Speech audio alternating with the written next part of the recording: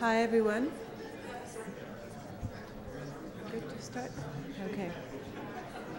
Welcome everyone to our really exciting lunchtime series. We're thrilled to have Angela Davis today with us.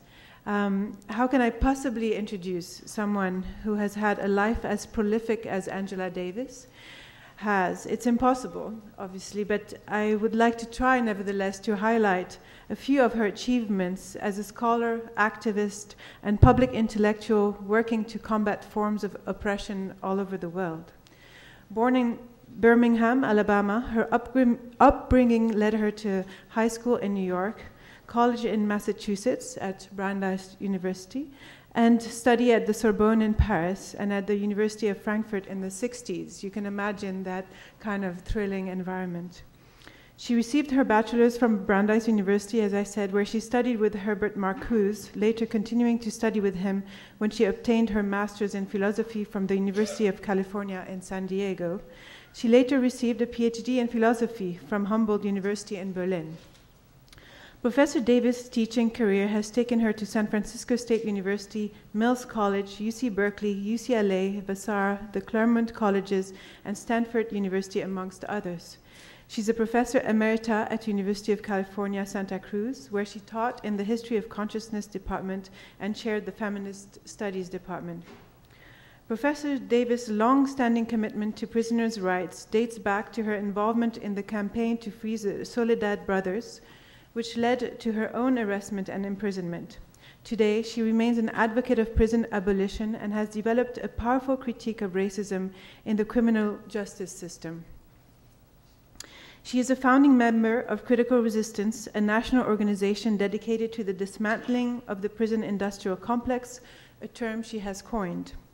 Internationally, she's affiliated with Sisters Inside, an abolitionist organization based in Queensland, Australia, that works in solidarity with women in prison. She has written numerous books, most recently, Are Prisons Obsolete?, published in 2003, and Abolition Democracy, Beyond Prisons, Torture, and Empire, published in 2005, which advocate for the abolition of the prison system and develop a powerful critique of racism in the global incarceration system, whether in American prisons, South African apartheid, or Palestinian occupation.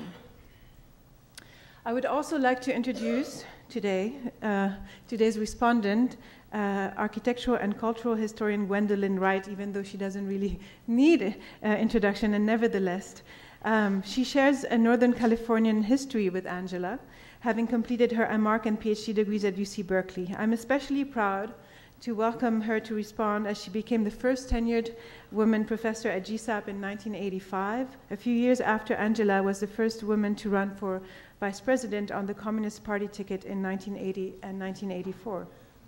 Professor Wright also wrote one of my favorite books still, the groundbreaking The Politics of Design in French Colonial Urbanism, as well as Building a Dream, A Social History of Housing in America, and most recently, USA Modern Architectures in History. You also may know her from her work as a host of one of the most popular and respected PBS television shows, History Detectives. It is not insignificant that we are in the architecture school, a profession which finds itself in service of these powers more often than not, wittingly or unwittingly.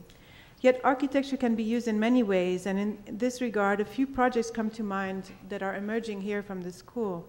Million Dollar Blocks and other projects by Laura Kurgan and the Spatial Information Design Lab here at Columbia, which highlight systematic spatial injustices. Or more recently, an article about the design of the execution chamber at San Quentin State Prison in the Avery Review, our new kind of publication here at the school, written by Raphael Sperry, who is the president of Architects, Designers, and Planners for Social Responsibility, a group lobbying to the AIA to prohibit the design of spaces for killing, torture, and cruel, inhuman, or degrading treatment. Before I welcome Angela to the podium, I would like to finish on a lighter note. I believe this is the first time the Architecture School can welcome a lecturer who has had John Lennon and Yoko Ono and the Rolling Stones write songs about her and her work, which points to the positive side that it's important that we look back on the cultural progress that has been made thanks to Angela's work, As a scholar and activist, I'm extremely proud to welcome Angela Davis today. Thank you.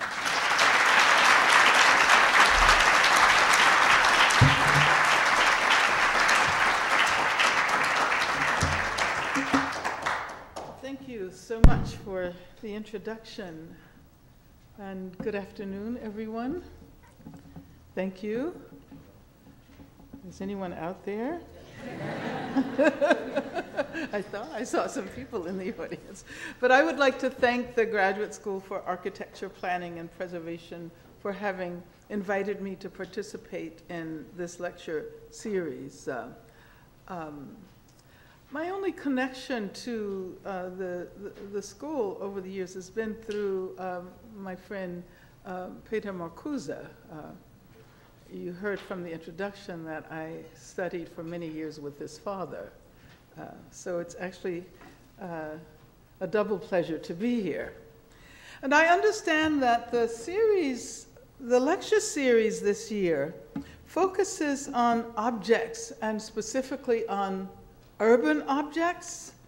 In fact, I was asked the question, if your work were an urban object, what would it be?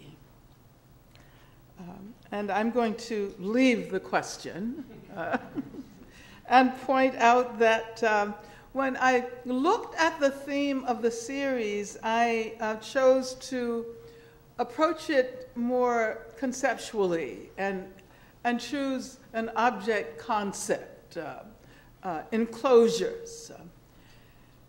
For some time now, I've been interested in places of incarceration and how they transform not only individuals and families, but communities, landscapes, economies.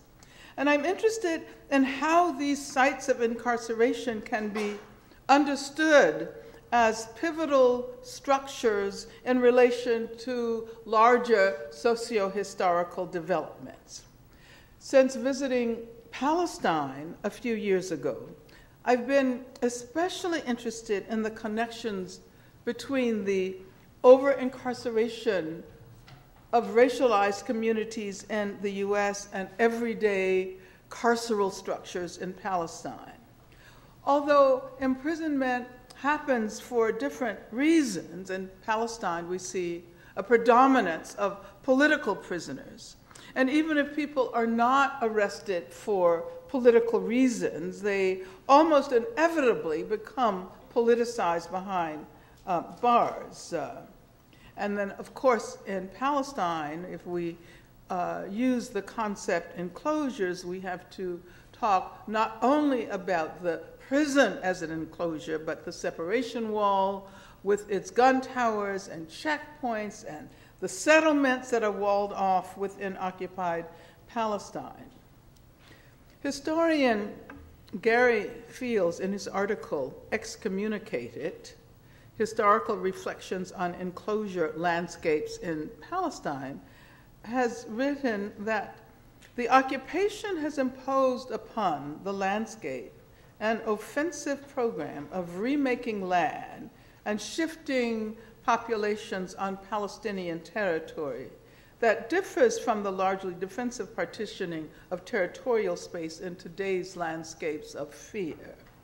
Israeli policies and practices that have effectively partitioned Palestine have aimed to transform its political economy, demography, and culture through a time-honored practice of territorial appropriation and exclusion.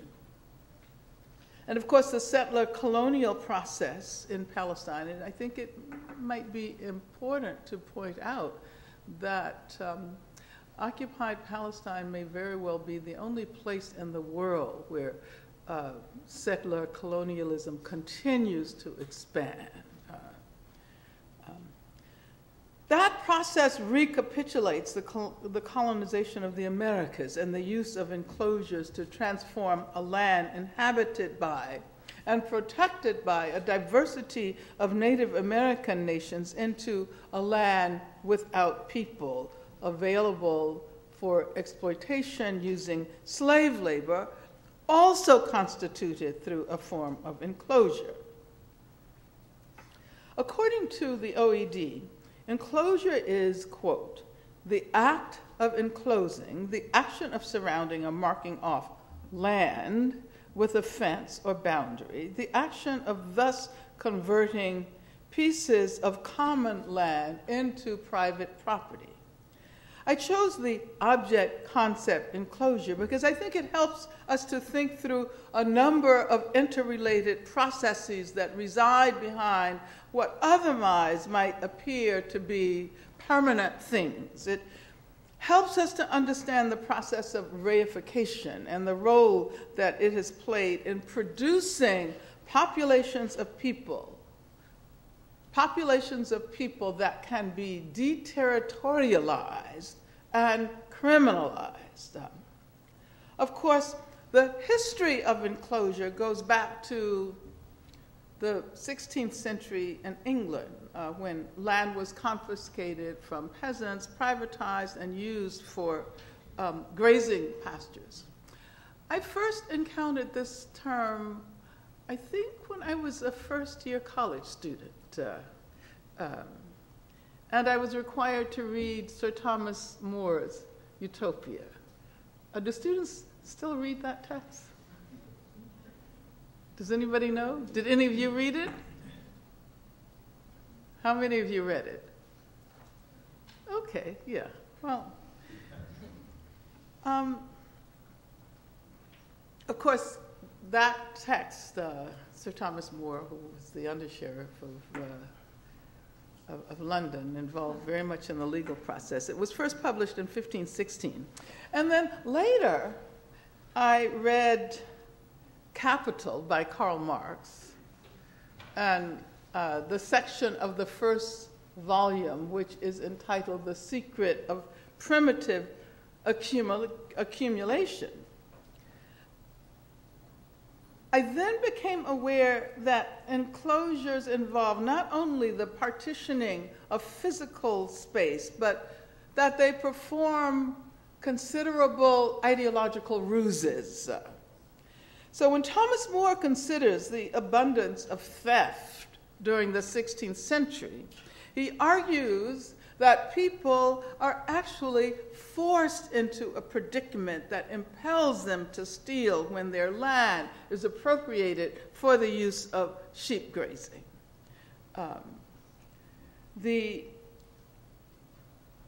He says that the nobility, the gentry, and even the churchmen, he says, quote, stop the course of agriculture, destroying houses and towns, reserving only the churches and enclosed grounds that they may lodge their sheep in them.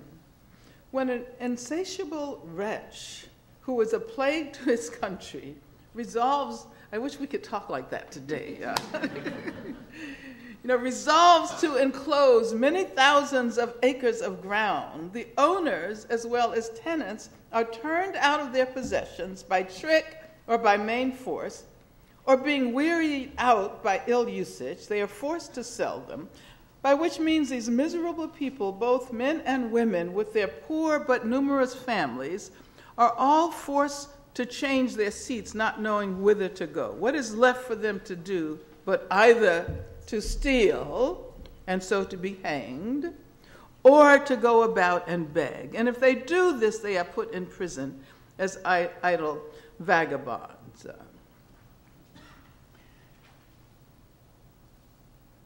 He goes on to point out how contradictory it is to create the conditions that produce crime and then boast about the severity of the punishment.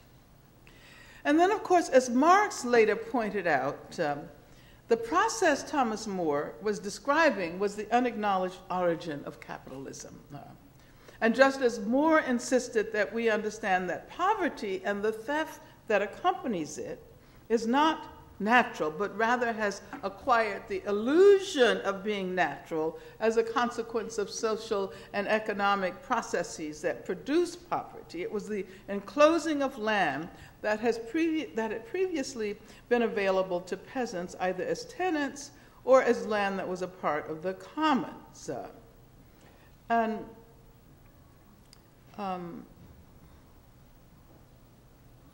many of you have read Thomas More. I assume that all of you have read Capital.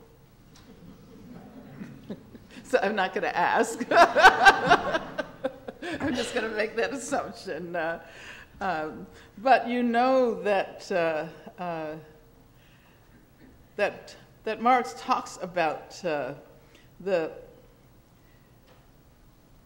this primitive accumulation playing approximately the same role in political economy as original sin does in theology.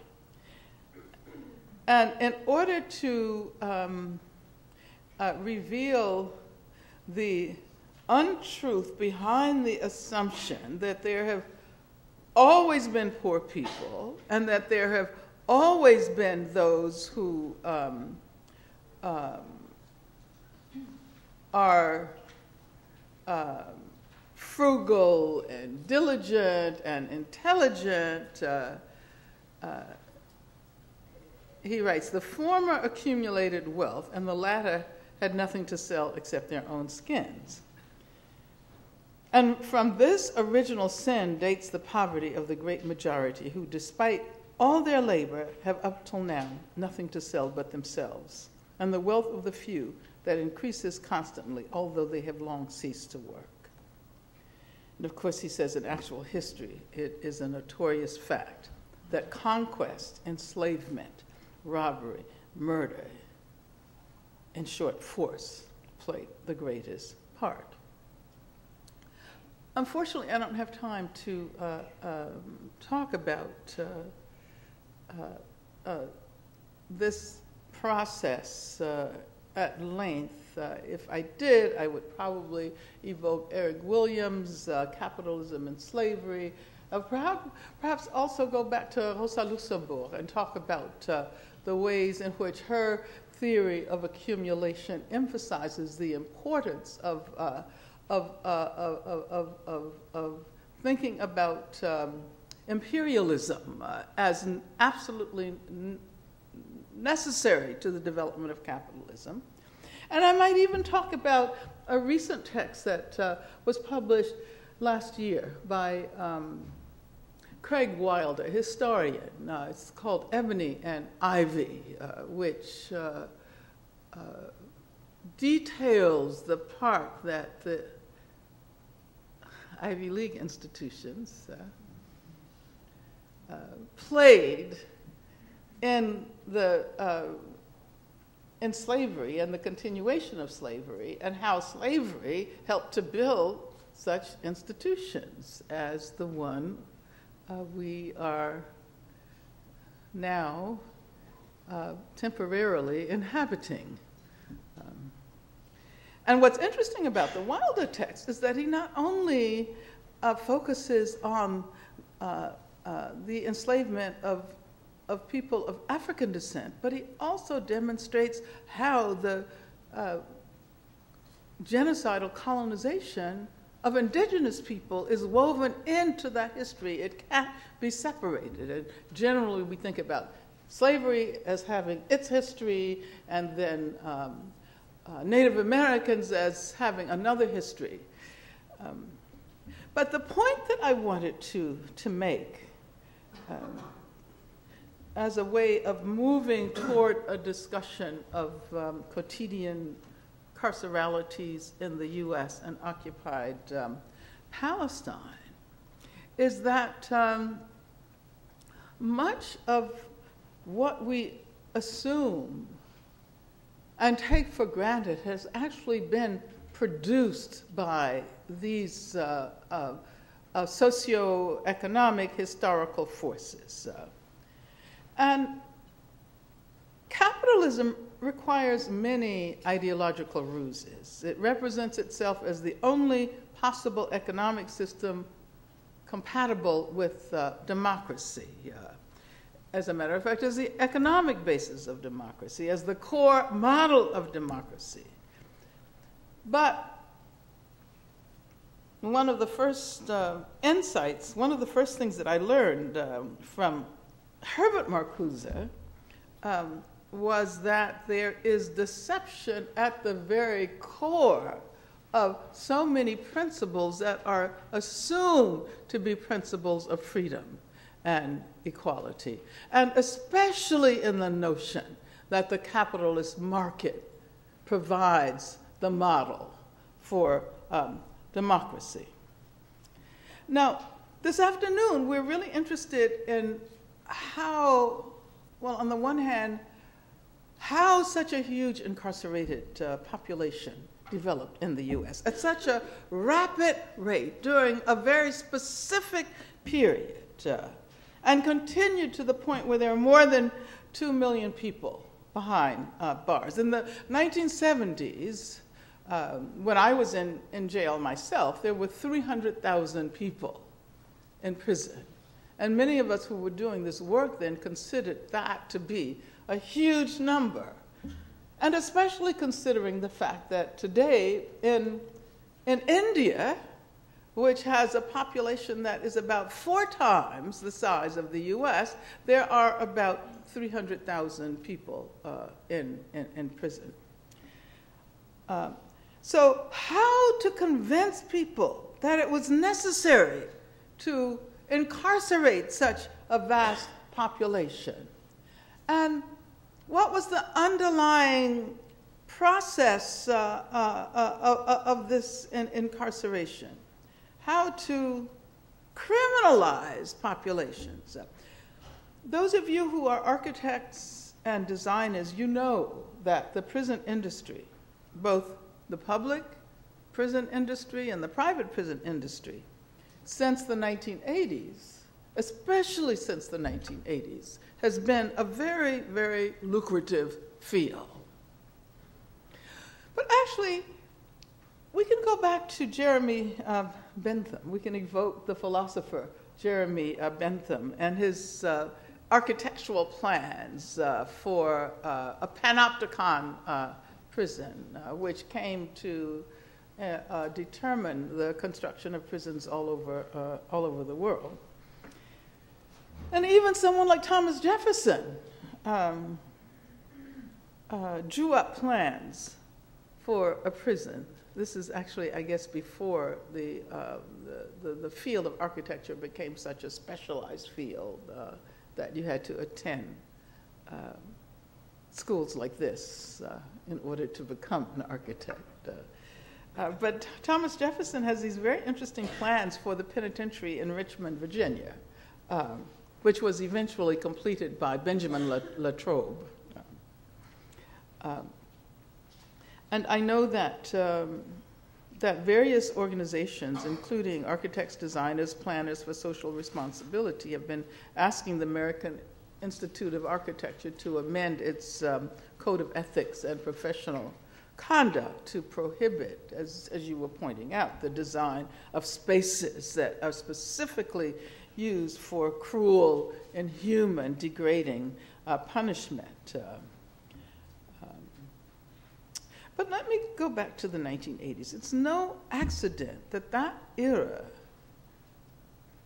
witnessed the expansion of facilities for incarceration.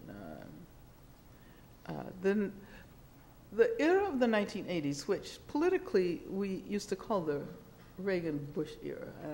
Some of you may be old enough to remember when it was designated in that way. But this was a period which witnessed the deindustrialization, shift of manufacturing from the US to countries of the global South. Look at Detroit today. I often point out that I grew up in a steel town, Birmingham, Alabama. There's only one steel mill left, and that is Sloss Furnaces, which is a museum. It was the era of the dismantling of welfare services, the welfare state more generally. And it was also the era in which the process of structural adjustment began in Africa, in Latin America, in other regions of the global South.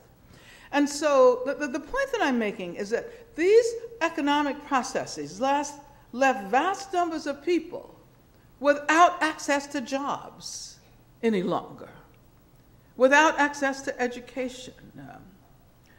It was the beginning of the juggernaut of privatization throughout the world, the globalization of capital and the production and the reproduction of neoliberal subjects and ideas.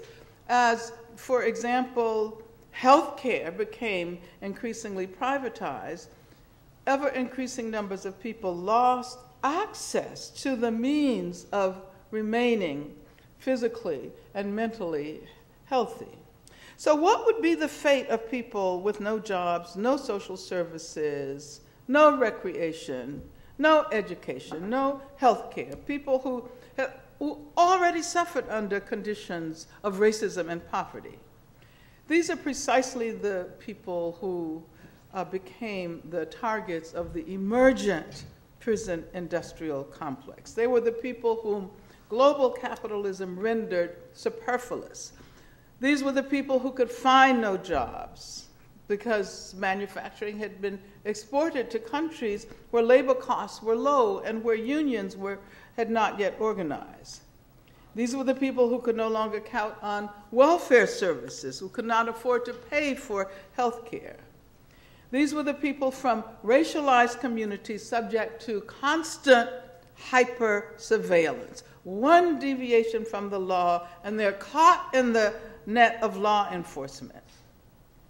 These are also the people, remember Thomas More, compelled by force of circumstance to find other, sometimes illegal, means of making a living.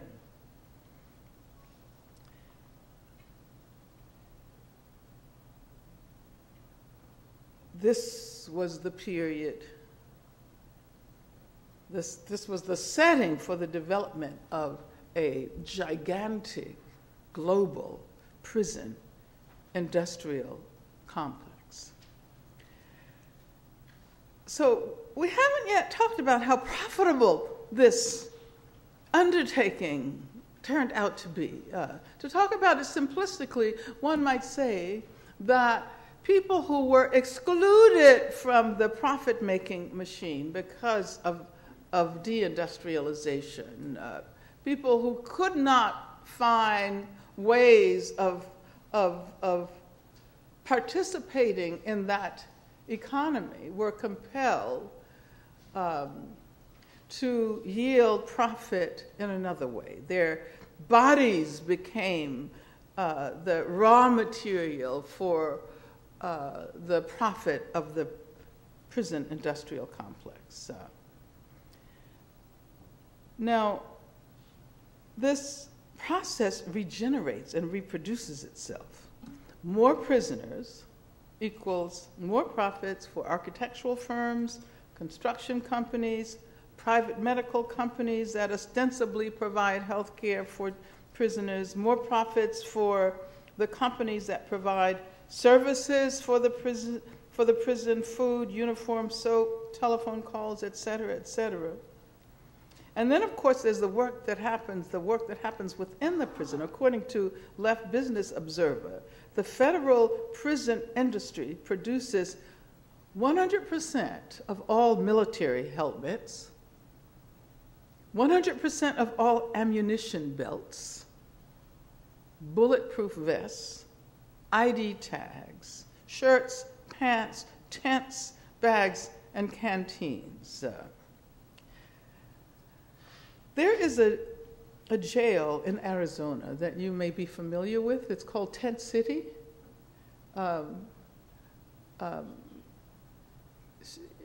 the Sheriff Arpaio who forces the prisoners to wear pink underwear. You've heard about that, right?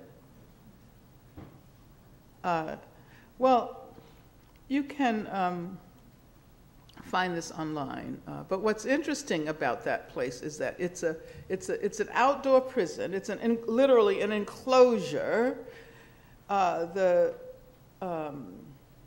cells, instead of cells, there are tents, military tents, the Korean War era military tents donated by the military.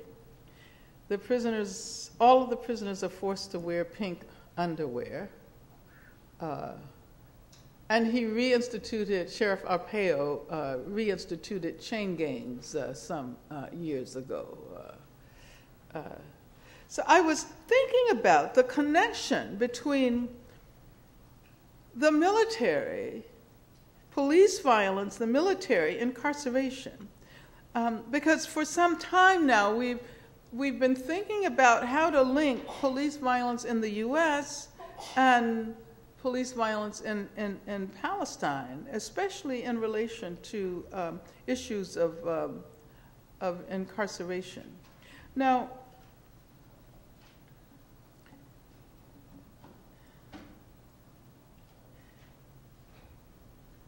some of you may know that in the aftermath of Occupy Oakland, Occupy seems like it was so long ago, doesn't it? But it was just a few years ago. The police who attacked the Occupy participants in Oakland, California, had just been trained by the Israelis. So if we think about the traffic and the communication and the interconnection between the Israeli police, military police, and the U.S., we might begin to understand that circuit. And I wanted to talk about Ferguson, because it seems as if we always have to have something that's very contemporary in order to be able to understand the persistence of racism. We need these reminders, otherwise we forget those long histories. But what was interesting about the response to the killing of Michael Brown in Ferguson was that people became aware of the militarization of the police. And I think what was most interesting about that case was that awareness of the larger issue, so that we don't myopically focus only on the issue of the prosecution of the person responsible for killing Michael Brown, which generally happens. Consider the Trayvon Martin case, and there was such myopic focus on bringing the so-called perpetrator to justice without thinking about, how to conceptualize these cases against the backdrop of a whole history of racist violence. Now, people notice very obviously the militarization of the police because of the way they were dressed, because of the weapons they had, and so connected with Ferguson is a kind of resistance to the militarization of the police. Under the Department of Defense Excess Property Program, I didn't know that there was a Department of Defense Excess Property Program until I decided to do a little research on this issue of militarization of the police. And as it turns out, local police departments all over the country, including college and university police departments, have access to this Department of Defense Excess Property Program. They have been armed with weapons, with uniforms, with technologies and strategies that are not only military in nature, but are designed around mandates that involved anti-Muslim racism, including Islamophobia directed against women. I want us to think about the war on terror, the so-called war on terror, as shaping this expansion of the military into areas that previously were off limits. The militarization of the police has been accomplished in part with the aid of the Israeli government. As I pointed out, that it shares its training with police forces all over the U.S. And thus, connections between the militarization of the police in the U.S. and the continuous assaults on people in occupied Palestine, the West Bank, and especially Gaza, especially considering the military violence inflicted on the people of Gaza this past summer. Now, one of the really interesting moments in the Ferguson story was when Palestinian activists saw images of the tear gas canisters that were used against the crowds in Ferguson. And they recognized that these tear gas canisters were made by the same company that provides tear gas, for the Israeli military. And I think it's a company that's called Combined Tactical Systems, located in Jamestown, Pennsylvania. So if you actually look at the canister, you see that each tear gas canister is imprinted with the name of the company and its telephone number. And the Palestinian activists have noted that previously writing was in Hebrew on the tear gas canisters, and now one sees the exact same tear gas canisters in occupied Palestine. And what's interesting, of course, is that the U.S. Contributes more to the Israeli military than to any other country in the world. So if you consider the fact that the funds for the purchase of these tear gas canisters are probably emanating from the U.S. In the first place, and how these connections happen in that way. Now, I wanted to talk for a few minutes. Let's see how much more time. I have perhaps about 10 more minutes. Is that right? Okay. I wanted to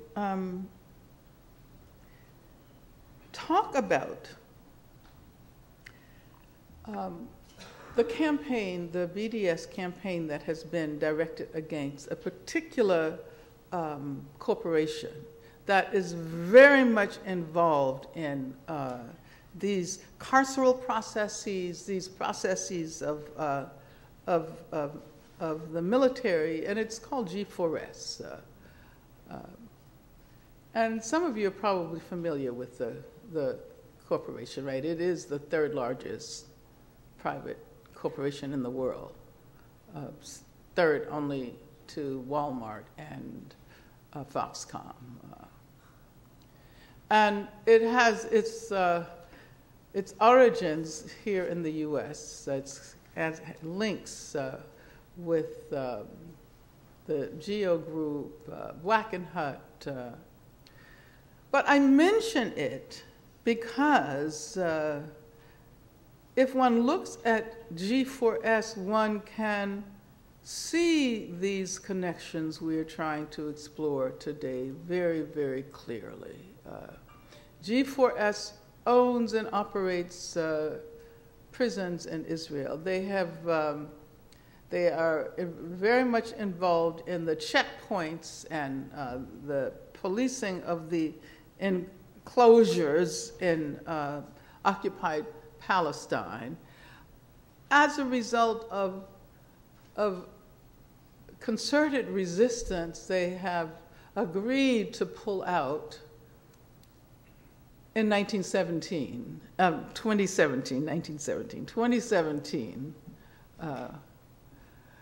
they've agreed to pull out in 2017, but they're still there. And as a matter of fact, one of the most recent victories against this company was the decision by Bill Gates to divest from G4S. His company owned a huge number of shares of G4S. G4S is involved not only in the operation, the construction, the operation of prison facilities, literally all over the world, but it's involved in the larger security industry. It's the largest security company.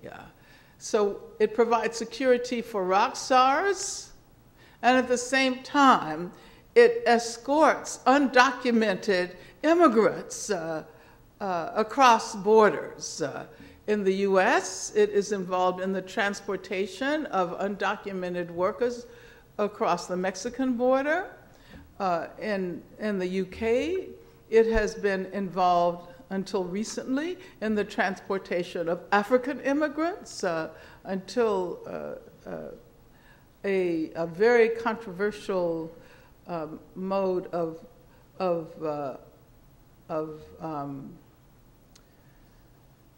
deporting immigrants was revealed, something that it was called the karaoke hold, where when immigrants try to talk or voice any resistance, they are pushed against the back seat in airplanes. And as a matter of fact, a young man by the name of Jenny Mubenga a couple of years ago was killed by G4S guards who were trying to restrain him in that manner. So we could actually talk about the violence that is inherent to these various modes of security they're involved in. But what's most interesting to me is the fact that they have recently begun to get involved in institutions that are designed to minimize violence against women. So on the one hand, they use violence, they produce violence. On the other hand, they run these schools for girls at risk and programs for abused women. This is, as I said, the third largest corporation in the world. It's actually the largest private employer on the entire continent of Africa, running prisons in South Africa and involved in all manner of security. It certainly represents the new security state. Now, the mega corporations have grasped the ways in which what we consider to be disparate issues are often deeply connected. And if megacorporations like G4S understand these connections, then we should definitely incorporate an awareness of these links in our work. And I specifically wanted to make the link with Palestine because it seems to me that this is an era, a period during which people are becoming aware that, let's see, Rebecca Wilderson of Jewish Voice for Peace puts it this way. There are people who are progressive, Accept Palestine. Let's see. Progressive, and she called it PET.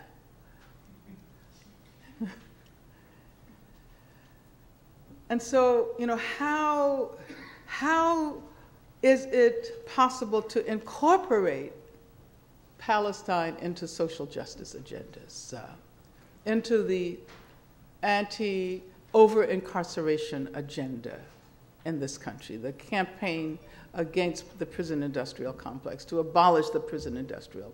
So what does it mean to understand these connections? And I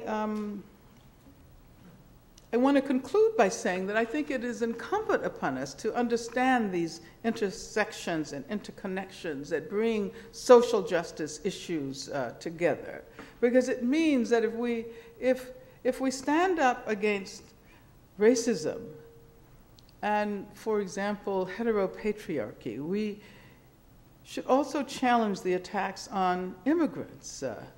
The movement to defend the rights of immigrants is the civil rights movement of this period. And if we stand up for immigrant rights, we should also advocate for the rights of disabled people. If we believe in the rights of the disabled, we must stand up against war and torture and militarism. If we are opposed to war, we should also be opposed to homophobia and transphobia. If we stand up for LGBTQ rights, we should recognize how important it is to contest the violent infringement of the environment by capitalist corporations, all of which is to say that now is certainly the time to imagine and struggle for a better world for us all.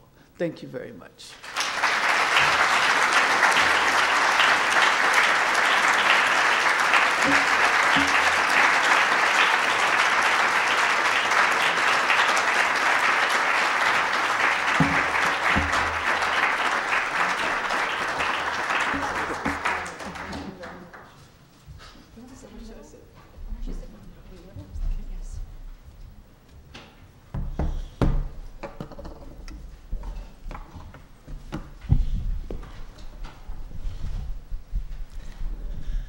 Thank you very much, Angela, for an exciting and inspiring talk.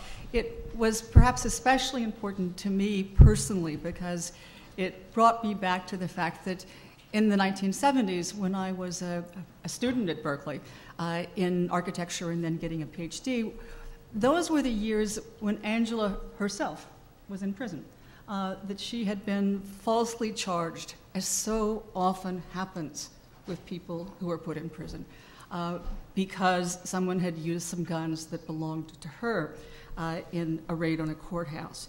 And when she then fled, realizing the problems that she might well face with a charge that wasn't just, she found herself declared by J. Edgar Hoover one of the 10 most dangerous fugitives in the United States, and by President Nixon as a terrorist. A word that, of course, has a special resonance for all of us today. Fortunately, when she was then brought back to Oakland, or to Northern California, Marin County, she had not only the backing of the Rolling Stones and Yoko Ono and John Lennon, which helped raise a sense of outrage about what had happened, as well as a very effective attorney. And a white jury declared her non-guilty. Now, this was going on at a time when the architecture students at Berkeley were facing a question about what kinds of jobs we would take on, and in particular, whether any of us would find a way to respond to that moment when the building of prisons was increasing. And we all said, oh, I would never build a prison. End of story. But in fact, as she said, the 1970s were a time of momentous change in prisons, not only bringing in many more people. The war on drugs, of course, led to a vast increase in particular of the number of young black men who were incarcerated far more than all the other guys I knew who were white and were doing drugs. But it was a matter of really choosing and victimizing one group, identifying them as being inherently dangerous, and therefore incarceration was the best thing to do.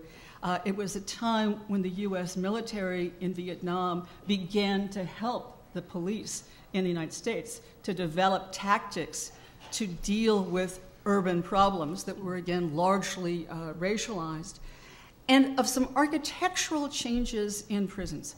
In 1975, the design of prisons was changed. Supposedly as a way of dealing with overcrowding, it was the creation of what was called the Metropolitan Correctional Center, a design literally in the form of a panopticon that was in a city and brought in work for major architects.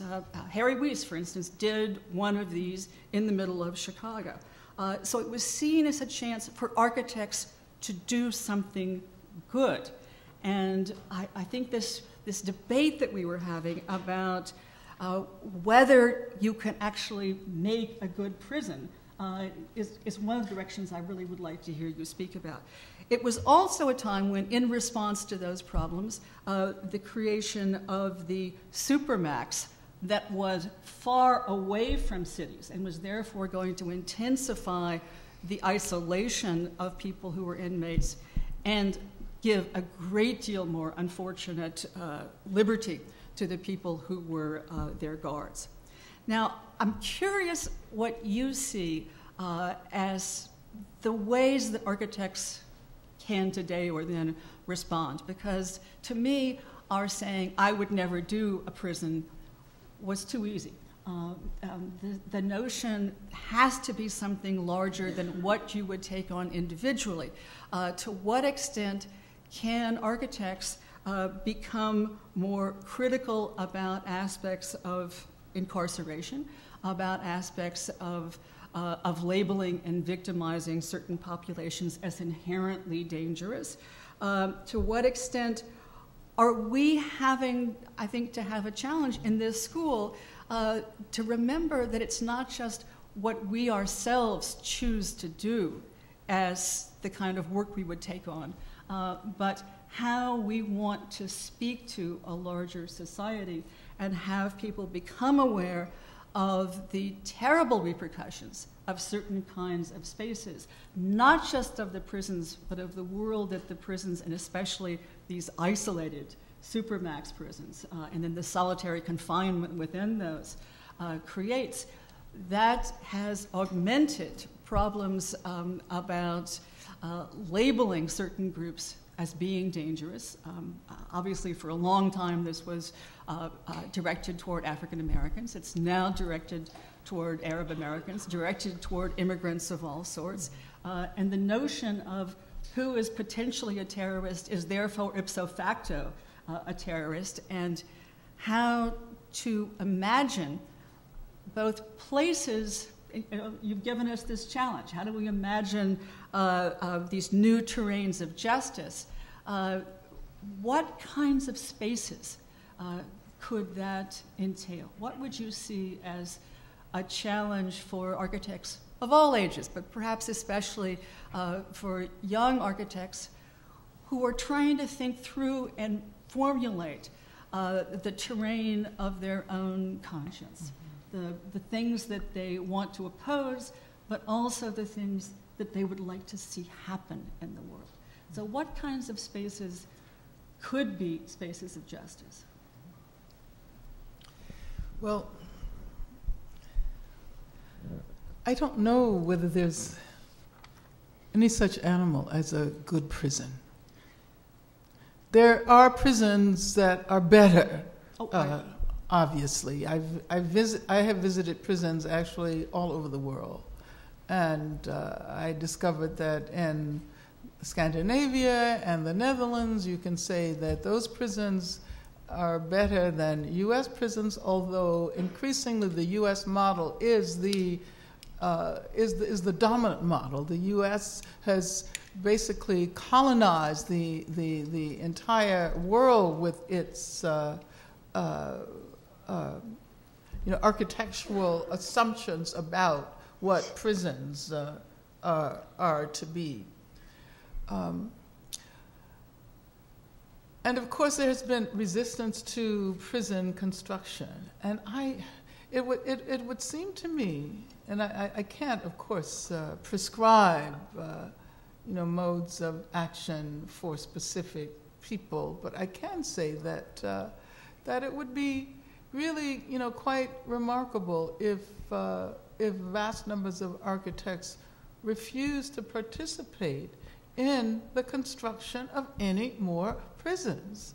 There are already far too many prisons in this country, and organizations like Prison Moratorium, quite a number of organizations across the country have been mobilizing to prevent prison construction. There have been some successes where in Champaign-Urbana, Illinois, a community group, actually a campus community group, successfully prevented the construction of a new city jail, and they became involved in conversations about how the funds that were previously going to be used for the construction of the jail could be used for the betterment of the community.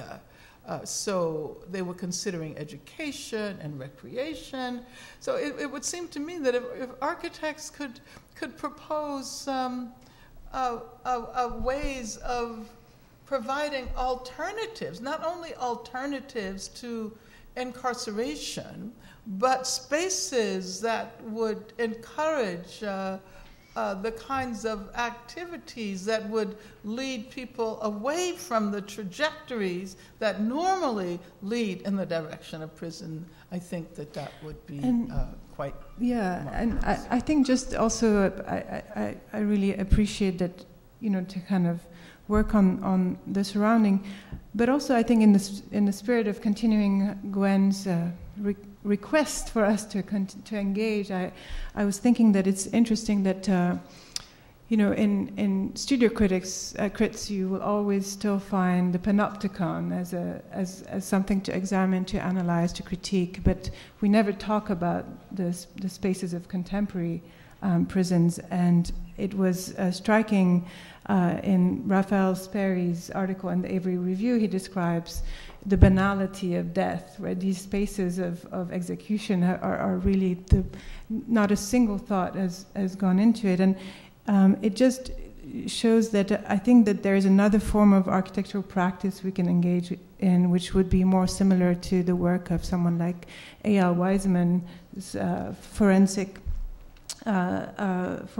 architecture, where in occupied Palestine he's kind of visualizing really territories of occupation, of war crimes, etc. And it seems to me that as architects we could refuse to build, but we could also take upon us to analyze and bring to make visible how these structures operate and how these spaces are constructed, and there is maybe some work there. It's so invisible and so banal, which is what kind of Sperry's article demonstrates, that there is maybe also some work there for us to do, which points to Laura's work on visualizing the kind of the $1 million blocks. And then the second part would be, why are we engaged in the relationship between the increase in prisons and the decrease in housing, and that parallel is quite,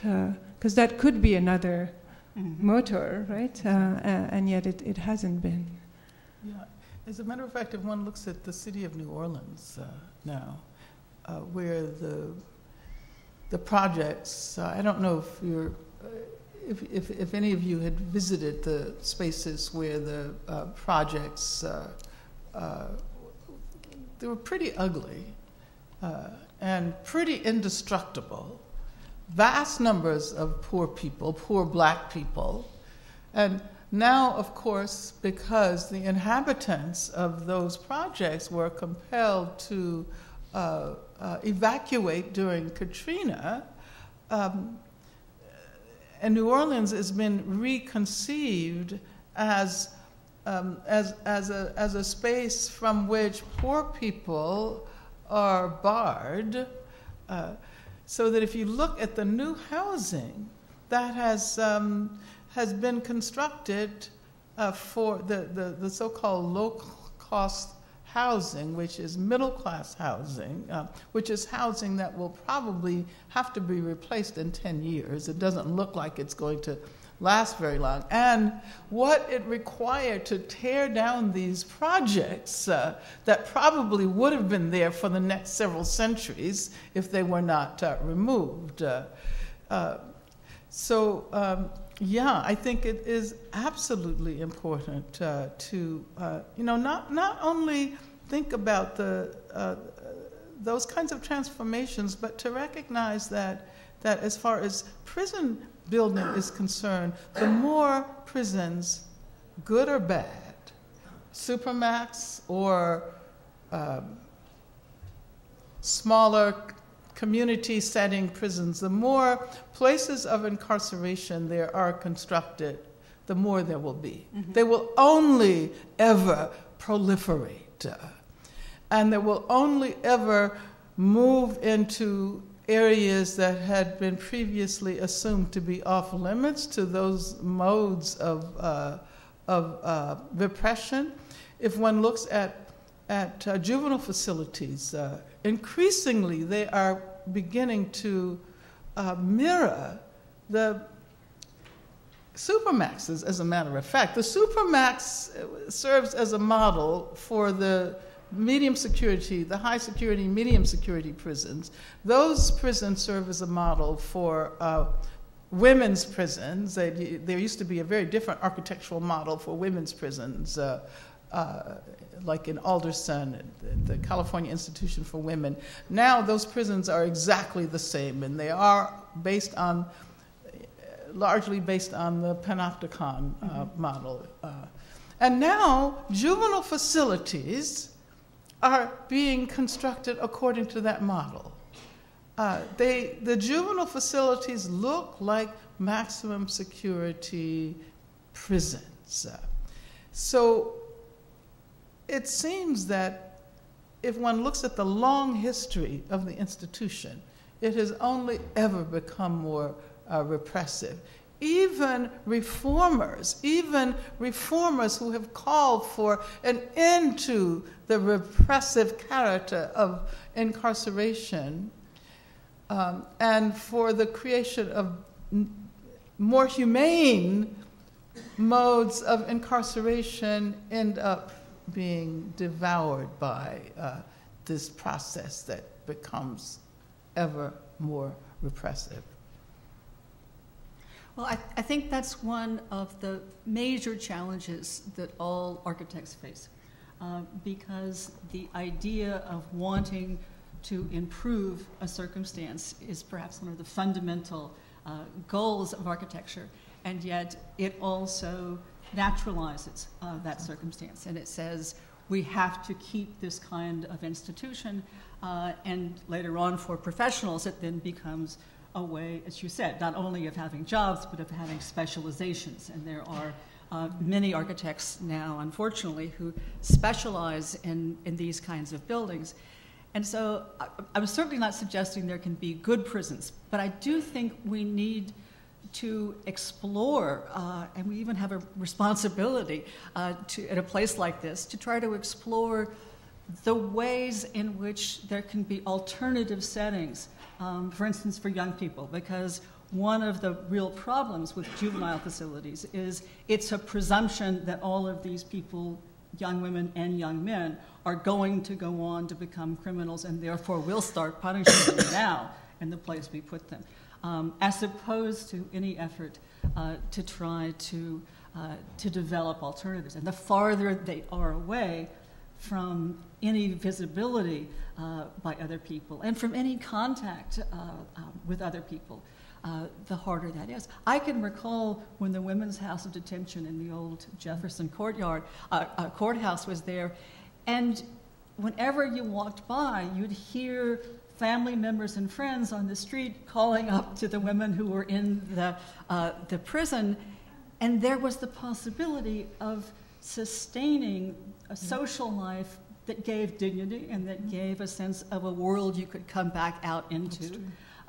And that is one of the profound things that is lost with the idea of any maximum security prison. And certainly juvenile prisons, there's an effort to, or detention centers, to get them away from I was in that jail, by the way. I know. And I was one of the women calling down. But Gwen, don't you think that I'm recalling Michael Sorkin's article in The Nation, drawing the line that as architects we could also just draw the line and say, this is a structural problem, we can critique it, we can visualize it, we can analyze it, but we shouldn't participate in it. I mean, I'm wondering if... I think we have to do more. But there's also another way to approach this.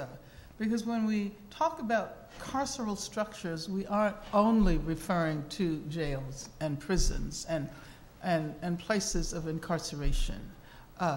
We're looking at the impact of those architectural designs on schools, for example. And of course, when Jeremy Bentham designed the Panopticon, it was not only to be used for prisons, but for hospitals and schools. And as Foucault points out, it becomes a strategy of controlling people under putative conditions of democracy. So how can architects, I guess another question would be, participate in the creation of institutional spaces that say no to this proliferation of carcerality? So we would talk about schools, for example, or places, hospitals, or mental institutions, and that's an area we don't usually talk about, especially since now the largest mental institutions in the country are county jails, Cook County Jail and Rikers and so forth, and LA County Jail are the three largest mental institutions in the country right now.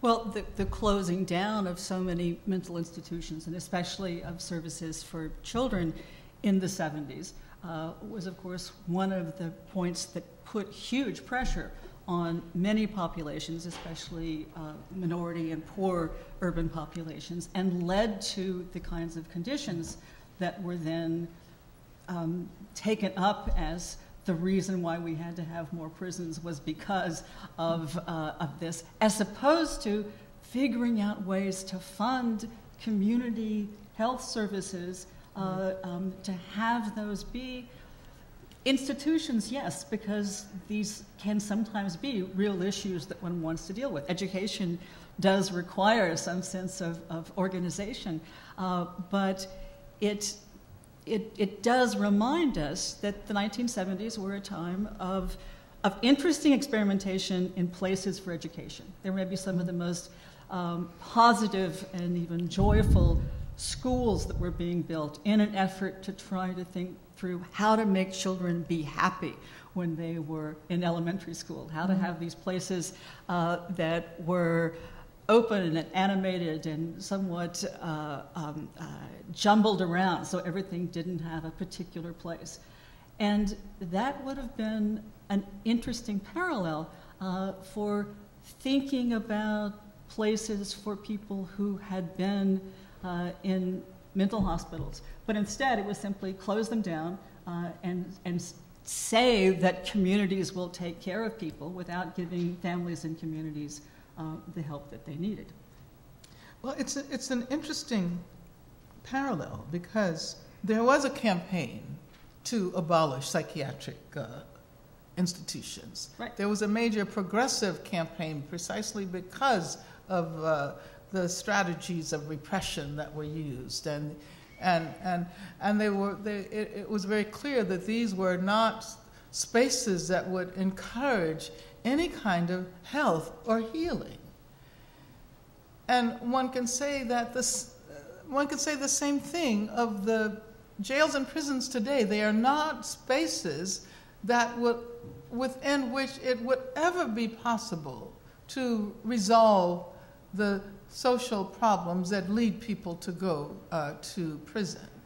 Now, what happened with the closing of the psychiatric institutions is that there was no attempt to develop other ways of addressing the fact that some people were seriously ill and some people needed ways of moving in a healing direction. So we can learn from that. The campaign to abolish prisons is not simply to close down all of the institutions, but to provide alternatives that make the institution of the prison unnecessary to the functioning of our society. And I think that if one looks at the way in which the carceral technologies are ever present in occupied Palestine, one gets the sense of the potential for these carceralities to invade so many other spaces. In Palestine, people often refer to the Gaza and the West Bank as the largest open-air prisons in the world. And if one looks at the wall, unfortunately we don't have images, but you can see, architects often are concerned with aesthetics, and rightfully so, because we need that kind of beauty in our lives. And if one looks at the structures of partitioning and enclosure in Palestine and how they have absolutely destroyed the beauty of the landscape. So it's not just the politically repressive function of these structures, but what they do to the imagination, and how they prevent people from acquiring hope. And so I think that's a lesson that certainly can be learned from the experience in Palestine. Just to toss out for some people who may not know it, that the figures are stunning, that over 750,000 Palestinians have been incarcerated in over 20 Israeli prisons since 1967. And there is not a single Israeli in any Palestinian enclosure because there aren't any. And so can you imagine if some Palestinian, if the PLO said, let's build a prison for the Israelis who were attacking us, that would be an incitation already. They would need to have concrete to build the prison, I think. Exactly. Now, I think they don't it's just have that there's so many concrete, ways in which, as you say, the whole place, the lack of adequate jobs, the lack of any kind of economic connection and social connection, and the difficulties that are forced on people make it be that much more difficult to try to imagine a world in which these populations can coexist peacefully. And we want to believe that's possible still. I think maybe we want to open it up to the audience. Thank you very much. It's a wonderful presentation. I wanted to go back to the original analogy of the enclosure movement, because I think that lesson is extremely important. And it's a lesson for architects in doing analysis, social analysis for anthropologists and others. And the lesson I heard, and I'd like to hear you underscore or maybe extend, is that in these architectural acts, in this case, an enclosure of property and a new kind of property being formed, you actually create the violence. That's an originary act of violence, the architecture in a sense, the enclosure, but it produces, and analytically produces the poor, the destitute, those who have to end up in a cycle of violence. Does that analogy work? And I think my understanding is it would, and I think the detailing of it in the case of Israel-Palestine would be very important. Does it work in the context of Israel-Palestine? Oh, absolutely, absolutely. I was, I was trying to use that the notion of enclosure as constituting the origin of private property and producing, not only those who are in power, but also producing the powerless and producing those who had absolutely nothing, as Marx put it, left but their own skins. And if one looks at the period of the 1980s and the emergence of global capitalism, one can see the production of surplus populations, not only in the U.S., but all over the world. Populations that can no longer be included in the normal economic process and therefore are prime populations for imprisonment. Mm-hmm. One sees it in South Africa in the aftermath of the campaign against apartheid and the construction of many new prisons in South Africa because of the privatization being incapable of producing the kinds of jobs that would have been needed, et cetera. Now, in Palestine, the very process of continually shrinking the space that is called Palestine. If one looks at maps, one can see from 1948 to 1967, and today with the effort to produce enclosures in the form of settlement camps inside occupied Palestine that are continually serviced by the military and security guards. As a matter of fact, in Hebron, with not even 1,000 settlers, there is not even 1,000 Jewish settlers in Hebron. There's a huge military presence everywhere. And when one asks, why is it that that people engage in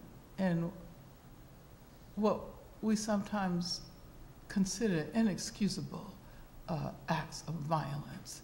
Why do people? Why do young Palestinian kids throw rocks at settlers and at the police? One can say that there's nothing left for them to do. If they want to insist on their own humanity, if they want to act, and all of the possibilities of participating in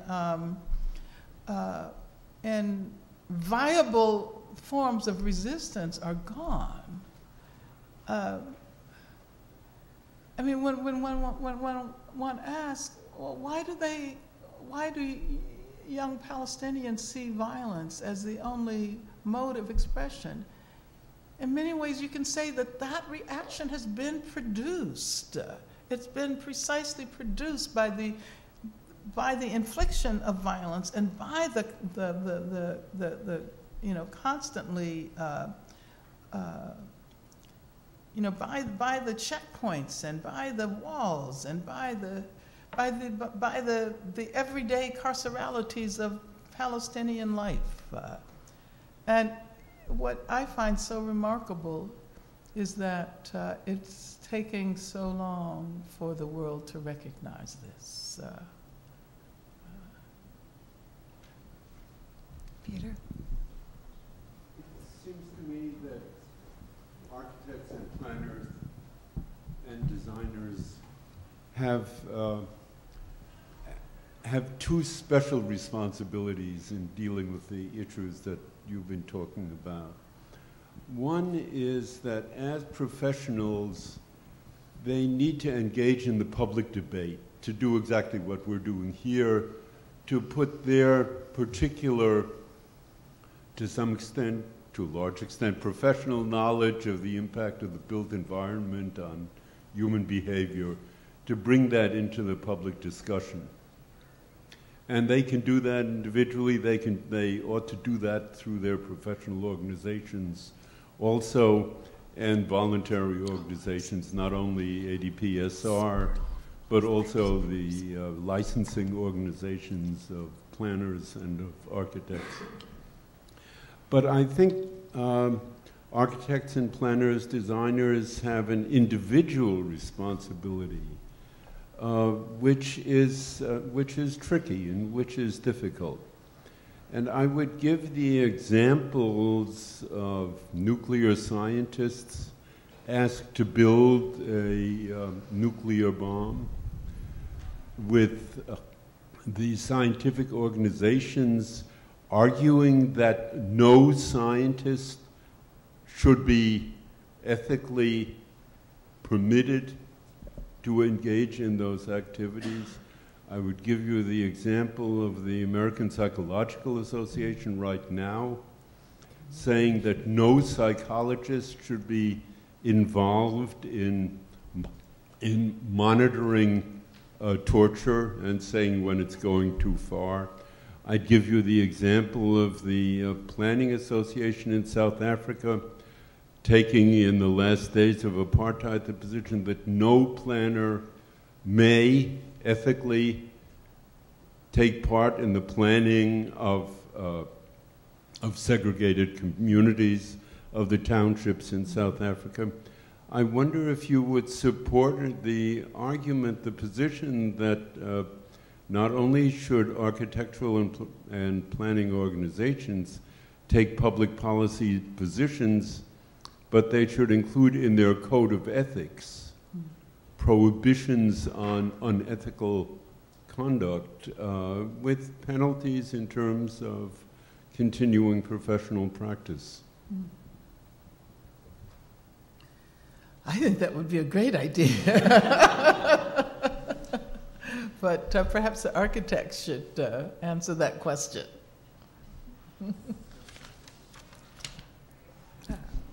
I would support that, of course. But I think that's what, there is a motion to, at least with regards to prison, to move towards that. But I think that's only, it's circumscribed. It's saying that no professional, and this is primarily addressed to the AIA, that no person who is in the AIA should be involved in solitary confinement, in places, in sites of torture in a prison, or I forget what the third was, but it wasn't saying you should be concerned with and perhaps even draw up ways to have alternatives to prisons. And that's what we need in terms of mental hospitals, in terms of prisons as well. That the extremes, though, of those kinds of places, execution chambers, that was the third. So places that are indeed beyond the pale. How can someone be an architect concerned with making places that elevate humanity and be willing to do something like that? But that could be a first step, and hopefully will be, toward asking individuals, not just in and of themselves, but really collectively, to say, we should not be doing this as professionals, and we should not be doing this as human beings, because it has to take this next step. It can't just be one person saying, I won't, that's not adequate.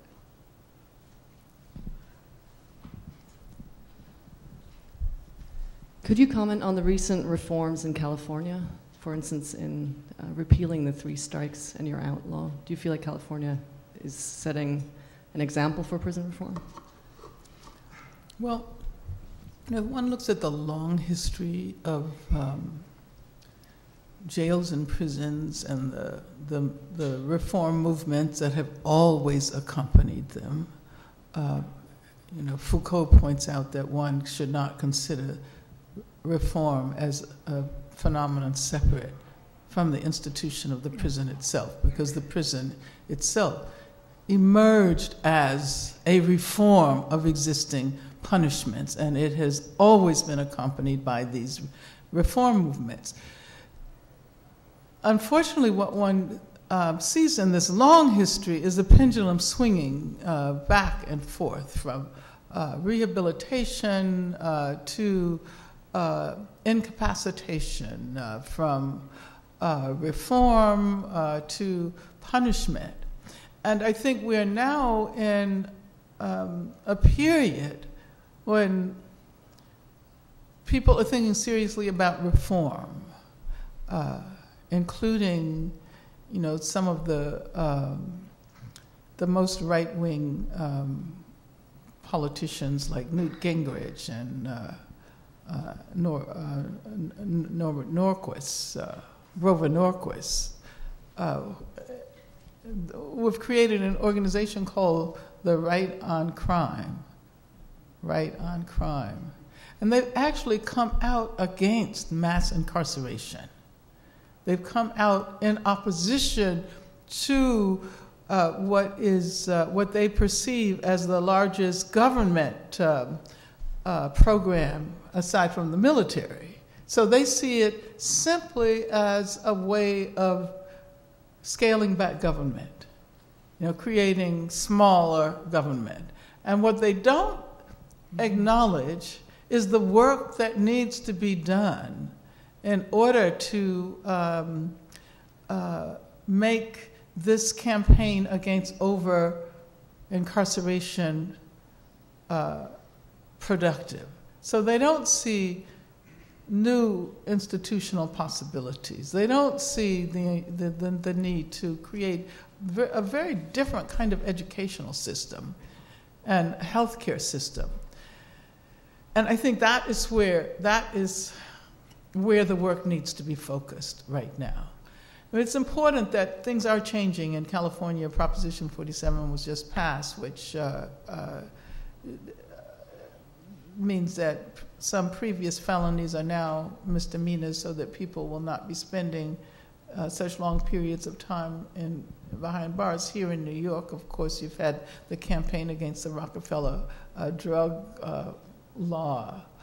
And so this is good, but I think we have to be very careful that we don't end up in a place that is even more repressive. For example, the use of electronic, what is it called? The bracelets, the tracking? Yeah, the tracking devices, the use of electronic device, house arrests. These are very, very dangerous.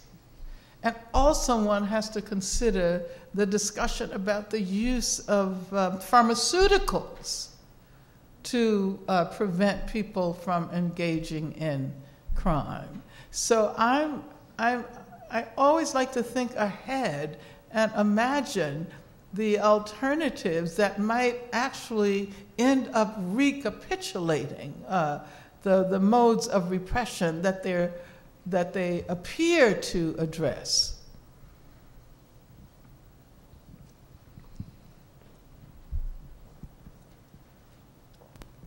Hello, everyone. Thank you for this. I really appreciate it. And Professor Davis, thank you for coming out here and also for writing Are Prisons Obsolete? I just finished it yesterday, and one of the points you make at the end of it is the importance of disarticulating crime, race, gender from punishment. And I'm from Camden, New Jersey, about 2 hours south of here, and the elementary school I went to was 2 blocks from the projects and then about 4 blocks from a correctional facility. So that kind of like literal axis of this kind of like progression is like literally inscribed on a landscape. And so thinking about, design as far as industrial design, the kind of the next level up of architecture, and then beyond that, urban planning, I have a hard time understanding how that process looks in a bricks and mortar sense. How do we disarticulate those things if they're already so heavily inscribed on the landscape, right? Like even to the level of the architecture, the projects, my school, the correctional facility had the same kind of brutalist architectural style, right? So how do we go about disarticulating that when it's been there for, in my case, 60 years? How do we go about like removing those processes? Well, one could also ask, how do we go about getting rid of racism when it's been around for so long. Or I mean, these are challenges that we have to confront. When I talked about disarticulating crime and punishment, I meant that punishment is almost always viewed as a consequence of crime, that there's a causal relationship between crime and punishment. Do the crime, do the time. And so what I was arguing in that book was the importance of articulating punishment with other concepts and categories. That punishment is not necessarily a consequence of crime, which isn't to say that people who are punished aren't that some people who are punished haven't committed some act of harm, but we assume that punishment follows the crime.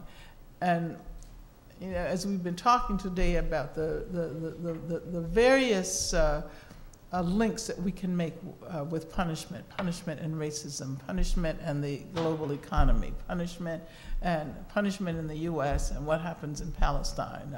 So I think that it's a conceptual process, but also you're absolutely right. It is a process that has to extend to the material disarticulation of crime and punishment as well.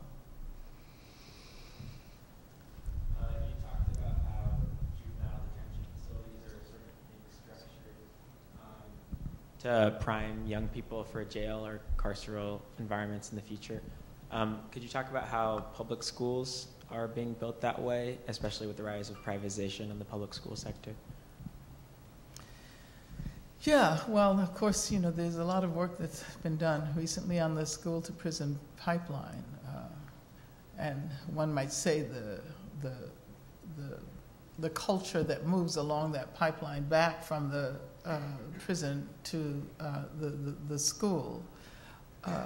There are campaigns in many parts of the country that specifically point out how the whole process of education has been retooled over the last decades, so that in poor communities, communities of color, schools become places of discipline rather than places of learning.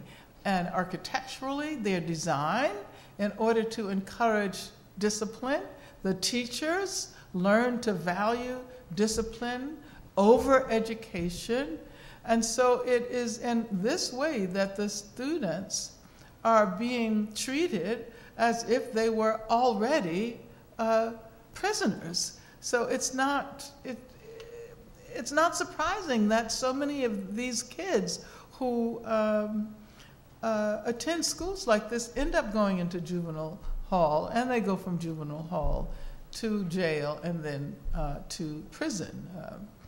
A former student of mine wrote a really fascinating dissertation on New Orleans, and she did her research on this school that was called the Sheriff School, and it was an attempt to identify, quote, at-risk kids who had not yet had any contact with law enforcement, and to prevent them from moving in that direction. And as a matter of fact, it did exactly the opposite. First of all, they were labeled as at-risk, as it was a sheriff's school. And the regimes within the school were prison regimes. So that is actually an example of what is happening in schools in poor communities all over the country. As a matter of fact, in many elementary schools, I attended a conference in New Orleans elementary school. This is before Katrina, and I saw armed security guards. And no, actually, it wasn't armed security guards. It was police. It was city police. And I assumed that they were there because we were, adults doing a conference on prison abolition or something like that.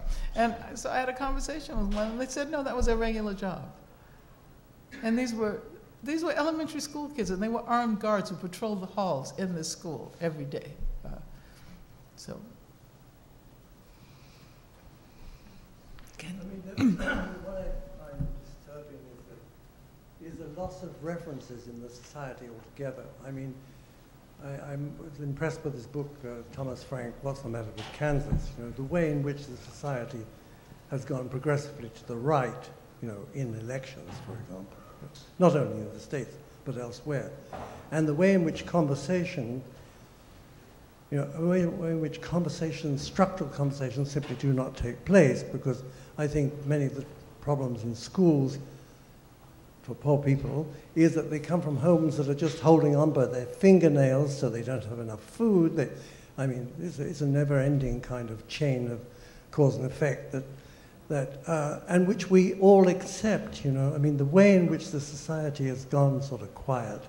The fact that force feeding is torture without any doubt at all, and in a certain sense, the society, in terms of its discourse, accepts it.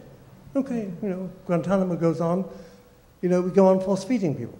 It's full of, the issue is full of things like this, and I think that compared to the 60s and the 70s, when there was still something of a welfare state left, and in which there was also rebellion and protest and so on, and there were references to which young people could have access and would lead to movements, the Student for Democratic Society, etc., etc. These references have been sort of systematically lost. You could even say destroyed, consciously destroyed. And this is what makes it very difficult. I think I've often been disturbed by the fact that I've rarely encountered students in this school engaged in a spontaneous political discussion. It's like, this area is not, we don't talk about this stuff. And it's that which I'm trying to allude to as a sort of loss of references in the society. Your whole talk, which is so impressive, it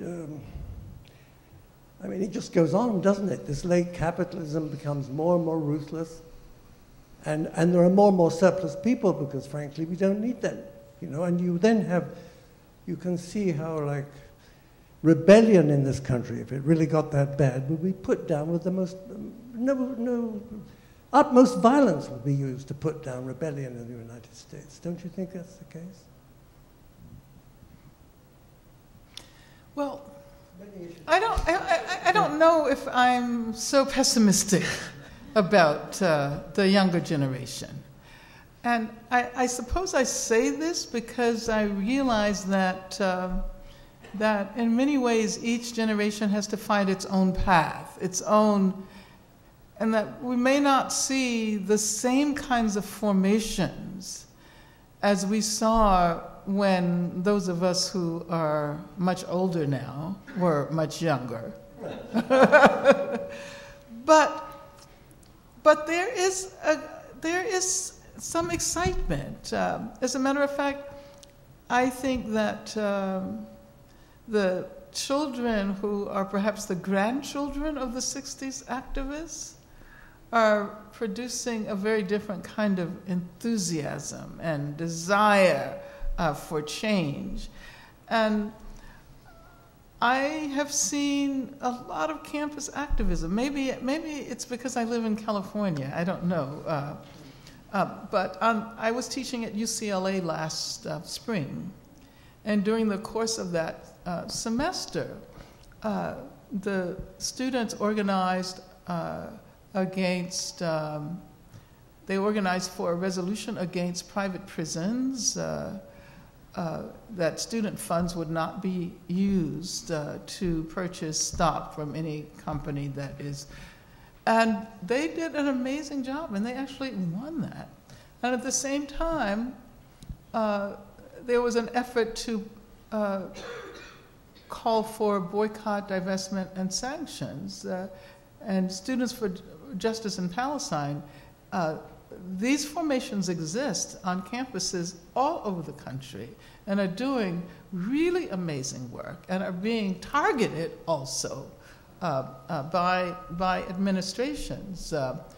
And so what really impressed me about UCLA was that the students, and this was largely the Black student organization, that had successfully produced this resolution against prison privatization, then came together with the Students for Justice in Palestine to try to figure out, how to guarantee that eventually the resolution in support of BDS would be passed.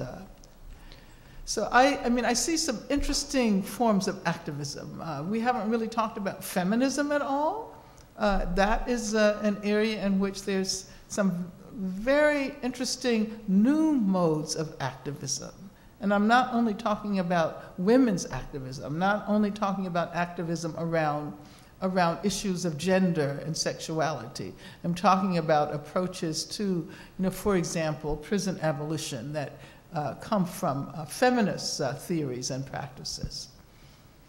So hopefully it's not quite as bad as you characterized it.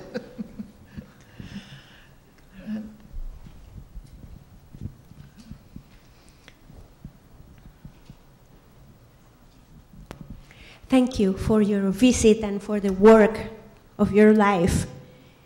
Thank you also for mentioning the issue of immigrant rights as one defining civil rights issues of our times. I want to mention that deportation centers are perhaps the fastest growing sector of the prison industry complex, and that 1,100 deportations occur in this country every day, causing enormous trauma around the country. Now, in light of your recent comment that you're not a pessimist, I'm wondering, my question is a philosophical one. What's the role of hope in the struggle? Is it necessary, and if so, how do you nurture hope for yourself and convey it to others to keep the struggle up in the midst of such dark conditions? Well, I'm glad you raised that question, and the fact that the immigrant detention facilities, this is something else that architects have to be attentive to, that constitutes the fastest growing sector of the prison industrial complex. And as a matter of fact, the private prison corporations have been responsible for the creation of all of the repressive immigrant legislation in recent years. How to produce hope? I think that hope is only always ever produced in communities of struggle. And I was sitting here remembering an experience that I had very recently that does involve architecture. And the creation of a new building for the ARCA Center for Social Justice that's located on the campus of Kalamazoo College. I think it was the Studio Gang Architects. Yeah. And that building, it seems to me, actually encourages hope and connectedness. It's actually, quite remarkable, incorporating elements from the environment, the wood tiles that are used on the outside. You can go online and actually see pictures of it, but the design encourages people to come together and hope. There's a huge wall that was designed by an artist who uses words and sentences of hope on the entire wall. So I think, without hope, we're nothing. So hope is not, there's no alternative to hope. As Gramsci, pointed out, even when we are pessimistic in terms of our analysis, we have to find optimism through the will. And actually, I think one can point to, as someone who's been involved in the solidarity, the Palestine solidarity movement for a very long time, actually since I was in college. I often point out that I became involved in Brandeis, which was founded in the same year as the State of Israel. And I became aware of the situation of the Palestinians while there. And in all the years I've been active, this seems to me to be the most hopeful period. And I see Palestine not only in terms of what it means for the people of Palestine, and that is a big thing. That's a huge thing. But I see it as an issue of our time. I see it as our Vietnam, our South Africa. And so it's not only that we need to develop this solidarity in order to hopefully move towards a better resolution of the situation in Israel-Palestine, but for what it will allow us to imagine in terms of a future of social justice writ large. As we saw the anti-apartheid movement in South Africa as representing our, hopes for racial equality, for gender equality, economic equality. I think that Palestine in many ways represents those struggles today. And so if we can discover hope there, I think, and one of the things that so affected me during my visit was that that as horrendous as the situation was, as repressive as conditions were, there was hope everywhere. Palestinians have one of the highest rates of literacy of any group of people in the world. And so the fact that educational institutions functioned, that universities, when they were forced to shut down, they continued to be in session in cafes and in people's houses. And the children who were constantly reminders that, as Jose Marti said, children, are the hope of the world. So I think we only have to find hope. We forge hope and we find hope. But thank you for the question. I think that's a great place to end. Thank you so much, Angela. Thank you.